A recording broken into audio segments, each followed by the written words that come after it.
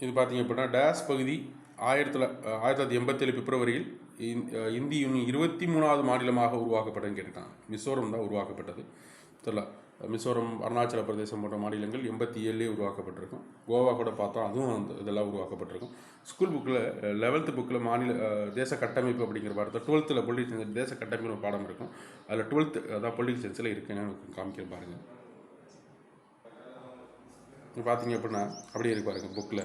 அருணாச்சல பிரதேசம் மற்றும் தெரியல மிசோரம் போன்றவை என்ன செய்யப்பட்டது, மாநிலங்களாக உருவாக்கப்பட்டது. 23 மிசோரமும், அதுக்கடுத்து 23வது மாநிலம் மிசோரமும், 24வது மாநிலமாக அருணாச்சல பிரதேசம், 25வது மாநிலமாக கோவா. போனதில் கூட கோவா பற்றி பார்த்தோம். தெரியல 23, 24, 25. 23 மிசோரமுங்க, அதுக்கடுத்து 24 என்னது அருணாச்சல பிரதேசம்.